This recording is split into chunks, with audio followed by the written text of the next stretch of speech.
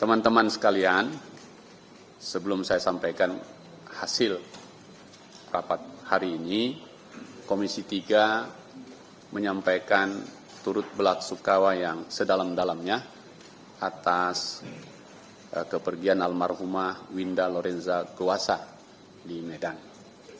Dan hari ini kami melakukan rapat dengar pendapat dan rapat dengar pendapat umum selama 2 jam, dari jam 10 sampai jam 12. Kami mohon maaf kepada rekan-rekan media dan publik kenapa ini sifatnya tertutup. Pertama, memang proses penyidikannya masih terus berlangsung dan tentu kita tidak ingin mengintervensi lebih jauh soal penyidikan ini supaya tuntas. Yang kedua, tentu ini kita harus menjaga rasa kemanusiaan keluarga korban. Dari yang hadir hari ini, dari keluarga korban, Ibu Yestin Laya, ini adalah ibu almarhumah Winda, kemudian Grace Veronica Gowasa, adik almarhumah, kemudian 2 kuasa hukum, Saudara Utrek Ricardo Sringo-Ringo dan Paul Junisu Jetro Tambunan. Jadi Komisi 3 merespon cepat permohonan ini. Sedangkan dari pihak Polrestabes Medan, ada Pak Kapolres, Pak Kombes Kalvin Simanjuntak, ada AKBP Adrian Rizky Lubis, Kasat Reskrimnya, Ibtu Hafizullah, Kanit Pidumnya, dan Mahras Sima, Operator Polrestabes dari Medan. Sedangkan dari Polda, terima kasih ini Pak Dirkrimum, membawa lengkap sekali ini, tadi dan sudah presentasi, selain Pak Cornelis sendiri, ada Pak tadi Kompol Jama Kita Purba, Kasubdit Jatanras, kemudian Wiranto, Operator Ditreskrim Kombes Pol Rio Nababan tadi Kabit Lapor, kemudian ahli balistik Kompol Supriyadi, kemudian ahli digital forensik Kompol Raples, kemudian ahli kimia biologi Kompol Raples, kemudian dokter forensik Dr. M. Mistar Ritonga, kemudian dokter kejiwaan Ibu Retno Artanti, kemudian dari UPT PPA Prop Sumatera Utara Ibu Widya Susanti, Peksos Wanda Tresia Sopiana Sinaga, dan psikolog anak ada Dr. Anda Irna Minauli, serta terakhir operator psikolog anak Siti Maimunah. Jadi lengkap sekali. Terima kasih untuk Polda Sumatera Utara dan Polrestabes yang juga hadir di sini. Tentu kami tidak bisa menjelaskan detail karena ini masih penyidikan. Saya nanti boleh disampaikan tanyakan ke Kapolrestabes dan juga Dirkrim tapi saya bacakan kesimpulannya supaya kita mendapatkan hasilnya. Kesimpulan rapat dengar pendapat dan rapat dengar pendapat umum, bedanya dengar pendapat dengan masyarakat, dengan mitra, kalau dengar pendapat umum dengan masyarakat. Nah, Komisi 3 DPR dengan Dir Reskrim Polda Sumut, Kapolrestabes Medan, dan Saudara Utrek Ricardo dan kawan-kawan, kuasa hukum dan keluarga korban. Hasilnya ada 4. Pertama, Komisi 3 DPR RI meminta Polrestabes Medan untuk mengusut tuntas kasus kematian almarhumah Winda Lorenza Gowasa berdasarkan laporan polisi nomor LP A748 Romawi 2026 SPKT Satreskrim Polrestabes Medan tanggal 2 Agustus 2026 agar dilakukan secara profesional, transparan, objektif, dan akuntabel sesuai dengan peraturan perundang-undangan yang berlaku untuk menciptakan rasa keadilan dan kepastian hukum bagi keluarga korban. Tadi pimpinan Komisi 3 menyampaikan sebelum closing ini bahwa proses penyidikan ini telah berada di track recordnya yang benar. Karena itu kita beri kesempatan secara utuh agar menuntaskan. Itulah butir nomor 1 ini. Jadi sudah on the track, baik dari sisi forensiknya maupun dari sisi penelaahan penyebab terjadinya korban ini. Ya. 2. Komisi 3 DPR RI meminta Direskrim Polda Sumatera Utara untuk melakukan supervisi. Jadi kita gitu terhadap perkara nomor LPA 748 Romawi 2026 SPKT Satreskrim Polrestabes Medan tanggal 2 Agustus 2026 dan ini tugasnya memastikan penanganan perkara berjalan secara transparan dan objektif sesuai dengan perundang-undangan yang berlaku. Nanti saya minta Dirkrim juga jelaskan laporan korban sudah sampai mana ke Polda. supaya dia sama. Jadi poin kedua ini Polda Sumut akan mensupervisi agar lengkap semua untuk kita awasi. Yang ketiga, dan ini dimintakan oleh korban dan tentu masyarakat dan publik. 3. Komisi 3 DPR RI meminta kepada Polrestabes Medan untuk memberikan akses kepada pihak keluarga korban untuk meminta atau memberikan informasi terkait. Jadi kalau mereka masih butuh informasi atau data terkait, bukti atau informasi terkait lainnya terhadap perkara nomor LP A748/2026 SPKT Satreskrim Polrestabes Medan tanggal 2 Agustus 2026. Supaya tidak ada lagi tafsir yang berubah atau yang menduga-duga yang disampaikan, maka kita minta Polrestabes untuk memberi akses seluas-luasnya gitu. Jadi transparan sesuai KUHP kita yang baru. Keempat, yang terakhir, Komisi 3 DPR RI akan mengawal secara langsung proses pengungkapan kasus kematian almarhum Mah Windah Rodenjagawasa yang dilakukan oleh Polda Sumatera Utara dan Polrestabes Medan dan memastikan pengungkapan kasus ini akan berjalan sesuai dengan perundang-undangan yang berlaku.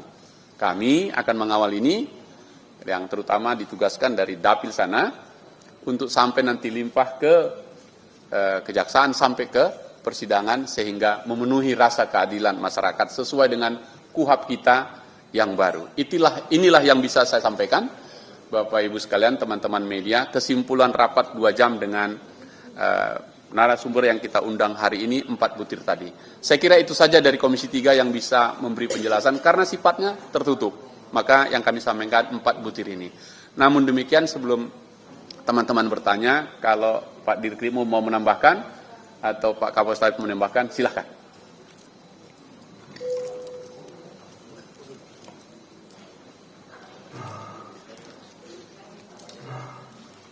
Baik, terima kasih rekan-rekan media terhormat.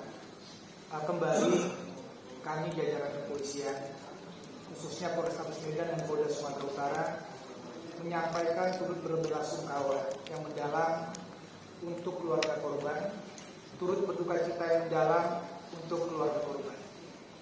Kemudian kami juga mengucapkan banyak terima kasih untuk bapak-bapak dan ibu-ibu dari Komisi 3 DPR RI tadi dihadiri oleh Ketua Komisi 3 dan para anggotanya yang memberikan ruang dan waktu yang sebesar-besarnya kepada kami tim untuk menyampaikan fakta dan data yang sebenar-benarnya untuk membuat terang-benderang tindak pidana yang kami lakukan penyidikan. Hadir tadi kami mengundang juga ahli forensik. Hadir juga tadi kami mengundang psikologi forensik. Juga mengundang psikologi klinis dan pekerja sosial pendamping anak. Tentunya juga tadi bersama dengan Pak Dirkrim yang juga LP-nya ada dilaporkan untuk korban itu sendiri. Tindak pidana yang kami lakukan penyidikan, kami menggunakan pendekatan-pendekatan yang ada. Pertama adalah pendekatan terkait dengan scientific crime investigation. Setidaknya ada 5 langkah ataupun prosedur yang kami lakukan. Yaitu yang pertama adalah identifikasi atau inafis, sudah kami lakukan dan kami tadi sudah paparkan. Yang kedua terkait dengan digital forensik, komunikasi ponsel dan rekaman CCTV. Yang ketiga adalah kedokteran forensik terkait dengan hasil otopsi. Yang keempat adalah laboratorium forensik terkait dengan analisa barang bukti dan balistik. Yang kelima adalah psikologi forensik terkait dengan profil perilaku korban dan kondisi psikologi dan sosial anak, kedua anak yang sudah kita minta keterangan. Kemudian langkah selanjutnya kami juga melakukan proses secara sistematis. Proses secara sistematis itu kami bagi menjadi 4 fase.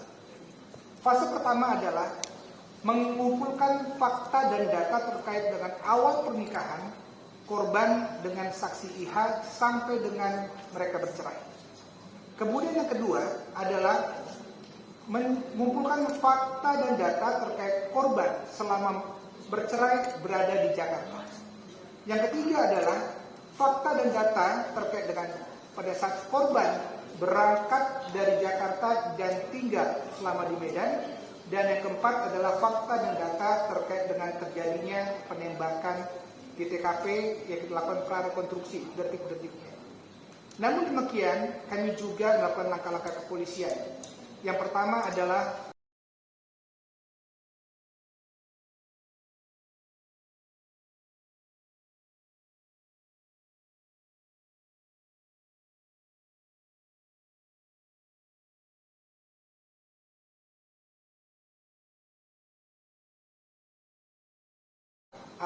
mengundang korban, saksi korban, maksud kami saksi korban yang merupakan keluarga dan keluarga korban, baik itu dari pihak mereka, untuk membuka akses. Dan tadi juga sudah disampaikan, ini akan kami lakukan supaya membuat terang benderang tindak pidana ini, tidak melakukan hal-hal yang tidak baik. Kami tadi juga menyampaikan kami melakukan fakta ini secara terang benderang sesuai dengan prosedur, profesional, dan akuntabel. Sekali lagi kami mengucapkan turut berbelasungkawa kepada keluarga korban. Tuhan memberkati. Pak Dirkim, menambah silakan. Terima kasih. Kami dari Direktorat Kriminal Umum Polda Sumatera Utara ingin menambahkan sedikit apa tadi yang sudah disampaikan oleh Bapak Kapolres Medan, bahwa sesungguhnya selain laporan polisi model A yang sudah ditangani dan ditindaklanjuti secara profesional, transparan, dan akuntabel oleh pihak penyidik Satreskrim Polrestabes Medan, ada satu laporan polisi, yaitu laporan polisi model B nomor 1286 8 Romawi tahun 2026 yang dilaporkan oleh orang tua korban, di mana laporan tersebut adalah laporan dugaan tindak pidana pembunuhan. Laporan tersebut sudah kita terima dan kita tidak lanjutin, namun karena memang pihak keluarga korban dalam hal ini melapor bapak korban, ibu korban, dan adik korban yang pada saat hari Kamis yang lalu tanggal 6 Agustus datang ke Polda Sumatera Utara untuk membuat laporan polisi karena kondisinya kurang sehat dan situasi internal keluarga juga masih dalam keadaan terbuka. Beliau belum bersedia untuk memberikan keterangan, sehingga kami harus melakukan pemeriksaan atau memintai keterangan di lain waktu. Beberapa hari yang lalu, seketika setelah mendapatkan laporan polisi, kami sesungguhnya sudah merespon dengan cepat sebagai bentuk rasa empati kami kepada pihak keluarga korban. Kami mendatangi rumah duka yang saudaranya ibu korban untuk memintai keterangan, namun beliau juga belum bersedia dan meminta untuk menjadwalkan ulang. Nanti mungkin minggu depan akan kita jadwalkan ulang. Dan dalam hal ini saya selaku Dirkrim Polda Sumatera Utara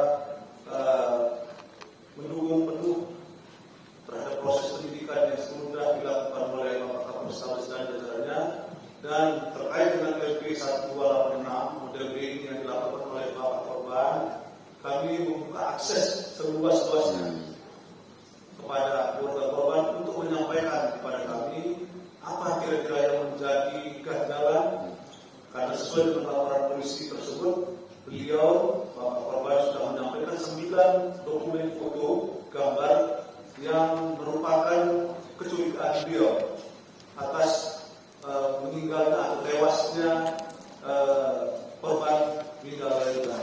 Kami membuka akses luas-luasnya dan memberikan kesempatan, ya, kalau memang keluarga korban tidak memiliki waktu yang cukup untuk datang ke Polda, maka kami dari Dirkrim Polda Sumatera Utara siap untuk datang ke rumah keluarga korban untuk menindaklanjuti, meminta keterangan terhadap apa saja yang menjadi kecurigaan beliau untuk supaya bisa kami ditindaklanjuti.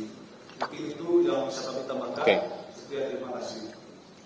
Baik teman-teman, supaya lebih lengkap, sekali lagi tidak mungkin kami detailkan substansinya, tapi supaya fair, korban atau keluarga korban menyampaikan paparannya cukup 10 halaman lembarnya, kemudian tadi ada video juga yang diserahkan, sudah diterima, nanti kita teruskan ke teman-teman. Dan di Polrestabes dan Ditkrimum punya cukup banyak dokumennya yang tadi dijelaskan, tapi saya nggak bisa buka ya, dari ini lengkap semua, ada 4 dokumen ini yang cukup, karena itu selama 2 jam penuh. Dari hasil yang kami dengarkan tadi, kita mengapresiasi kinerja Polrestabes Medan dan Polda Sumut yang merespon ini, dan sudah on the track. Namun demikian, kita meminta buka akses seluas-luasnya, terutama korban atau keluarga korban dan atau masyarakat yang mempunyai informasi lain untuk melengkapi kasus ini agar bisa tuntas kita laksanakan. Sekali lagi Komisi 3 akan mengawasinya sampai tuntas. Kalau teman-teman ingin bertanya, silahkan, mumpung masih ada Pak Calvin dan juga Pak Dirkrimsus. Ini dua-dua kebetulan Simanjuntak, ini dua-dua sebelah kanan. Silakan. Pak, saya Yogi dari CNN. Kan di awal peristiwa ini sudah ada dugaan ini. Nah, setelah ada laporan penyidikan polisi, mungkin ada dugaan tindak pidana Pak di peristiwa ini. Satu, ada lagi?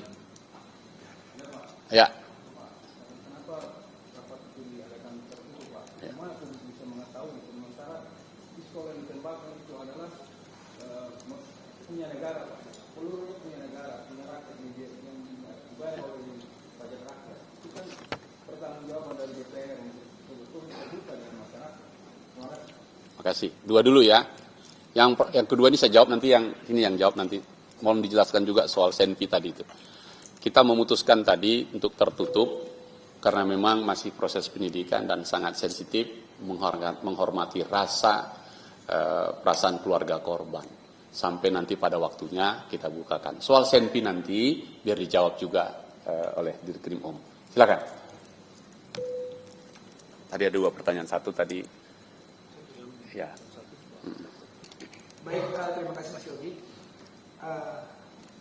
Awal kejadian pada saat tanggal 2 Agustus, tim memang langsung ke TKP. Untuk konstruksi pasal awal, kami menerapkan bahwa LP model A untuk percepatan dan untuk membuat terang benderang suatu tindak pidana ini. Persangkaan awal kita melakukan pasal 458, yaitu tindak pidana pembunuhan. Karena begitu minimnya saksi dan bukti, jadi kami melakukan hal-hal percepatan. Sehingga kami melakukan olah TP-TKP dan kemudian melakukan otopsi melalui oleh dokter forensik, dan semua alat bukti barang bukti ada di TKP, baik itu berbentuk fisik dan lain-lainnya, darah itu bisa kami serahkan ke laboratorium forensik beliau yang ada di ujung sana untuk memastikan setidaknya bisa mendapatkan informasi yang dibutuhkan oleh penyidik. Terkait dengan penggunaan senjata api, sampai saat ini senjata api itu memang betul milik saksi pihak, dan proses penggunaan perolehannya itu sesuai dengan SOP yang ada. Dan untuk senjata api jenis revolver .38 yang masanya masih aktif sampai dengan sekarang. Saat ini, Itwasda Polda Sumatera Utara telah melaksanakan audit juga, Pak Inca, terkait dengan 3 subsatker yang ada di Polda Sumatera Utara. Yang pertama adalah Polrestabes Medan, yang kedua adalah Direktorat Kriminal Umum Polda Sumatera Utara, dan yang ketiga adalah Bitpropam Polda Sumatera Utara, yaitu melakukan asistensi dan pengawasan supaya betul-betul pelaksanaan ini on the track semuanya.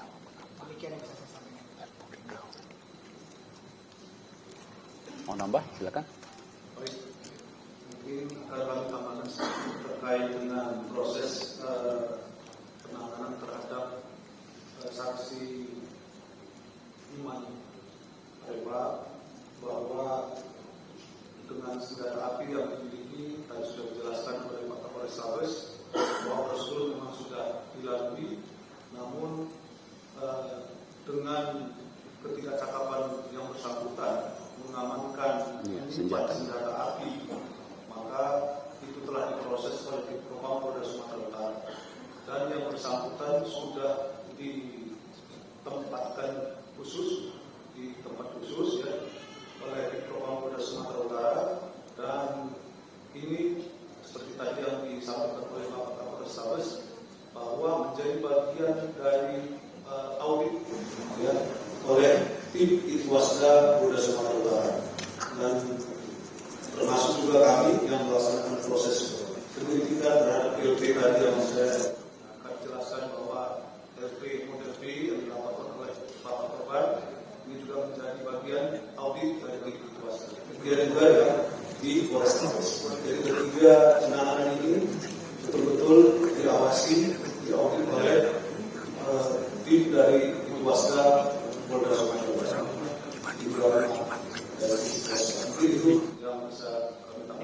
Oke, cukup ya teman-teman. Nanti kalau mau selesai nanti bolehlah doorstop dengan mereka berdua. Masih ada satu putaran lagi, silakan. Oke, ladies first. Ya Nanda.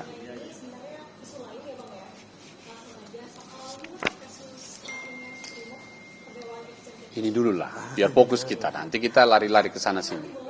Nanti boleh. Ini dulu ya, biar fokus kita ya, teman-teman, biar sepakat. Mumpung di sini narasumber kita. Monggo. Saya masih soal ini, saya tadi dari sini. Kalau saya baca dari kronologi kasusnya, sampai kontak diduga ini, dalam mengambil senjata milik mantan suaminya. Apakah kemudian ada investigasi awal bahwa suaminya juga melanggar protap, meletakkan senjata tidak pada tempatnya sehingga bisa diraih atau digunakan oleh orang lain? Iya itu. Karena kronologi istrinya mengambil dari tas, maka senjata itu harus disimpan di gang misalnya Atau puslapor. Kenapa? mantan istri. Oh iya. Si pemilik senjata harusnya benar-benar bisa Jaga. memperketat senjatanya. Tadi udah dijawab sama beliau sebenarnya. Tadi udah dijawab sama beliau tadi sebenarnya. Mau diulang lagi mungkin? Iya, biar puas. Jawab sekali lagi. Saya coba untuk mengulangi, sebenarnya tadi sudah kami jelaskan. Artinya apakah ada aturan bahwa si pemilik pistol ini melanggar aturan? Lalai dia, iya. Itu lagi diproses. Jadi memang ada aturan yang paling mengetahui adalah di Propam Polda Sumatera Utara, dan ini sudah berproses bahwa yang bersangkutan dalam hal ini saudara IH yang saat ini sudah ditempatkan pada tempat khusus selama 10 hari, dan kita sudah mendapat kabar bahwa itu berproses karena ketidakcakapan dari yang bersangkutan mengamankan senjata api yang dipercaya oleh pimpinan kepada yang bersangkutan di dalam menggunakan senjata api dalam rangka pelaksanaan tugas. Itu Pak ya. Saya sepakat pertanyaan itu tadi, kami juga bertanya itu, dan prosesnya mungkin sedang berjalan, akan sedang langsung sidang kode etik saya kira. Terakhir, cukup ya, kalau cukup nanti baru ke, jangan yang itu dulu, ini dulu, tahu. Buah duku, buah kedong, yang ini dulu dong. Oke dong. Oke, saya kira teman-teman sekali lagi terima kasih untuk kesempatan ini. Pasti kami akan menyampaikan laporan lagi setelah kita awasi secara bersama-sama. Mudah-mudahan ini bisa membuka akses kita semua tentang masalah ini. Karena sekali lagi, karena ini menyangkut teknik penyidikan yang sedang on the track. Kami berusaha untuk tidak mengintervensinya, tapi mendorong supaya ini jalan lebih cepat disupervisi oleh Dirkrim Polda Sumut. Saya kira teman-teman bisa dapat memahami. Terima kasih Bang Kelvin, terima kasih. Terima kasih semuanya, terima kasih.